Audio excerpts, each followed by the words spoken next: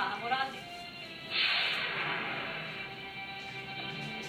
Pinulong ni Labor Secretary Rosalinda Valdez ang mga labor attaché ng Middle East sa Dubai kamakailan. Ito'y para pag-aralan ng mga ipinapatupad na hakbang ng Polo OWA sa mga kaso ng takas o distressed household workers. The purpose is actually to see the things that has to be done or things that have to be just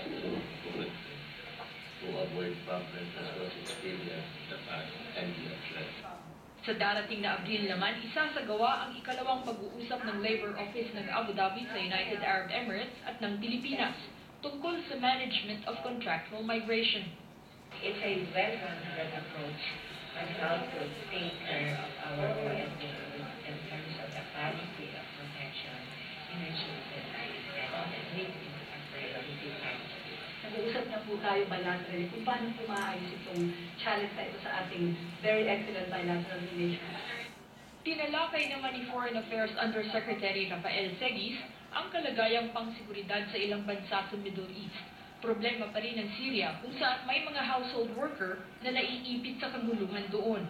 Kinakausap na rin ang mga employer para sa repatriation ng mga manggagawa.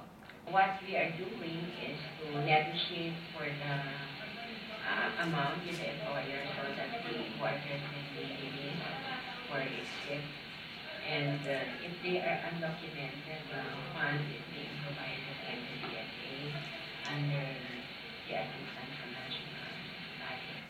Samantala, partially lifted naman ang ban para sa mga manggagawa sa healthcare sector at oil and gas industry sa Libya matapos humupa ang gulo doon, habang inaasahan namang magiging malakas pa rin ang demand para sa Pinoy skilled workers sa mga bansang kabilang sa Gulf Cooperation Council o GCC, bunsod ng patuloy na infrastructure projects dito.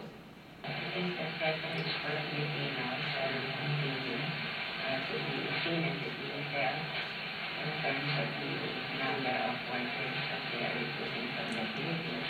And that's why our policy is really to do it that it will be easy for them to good and competitive.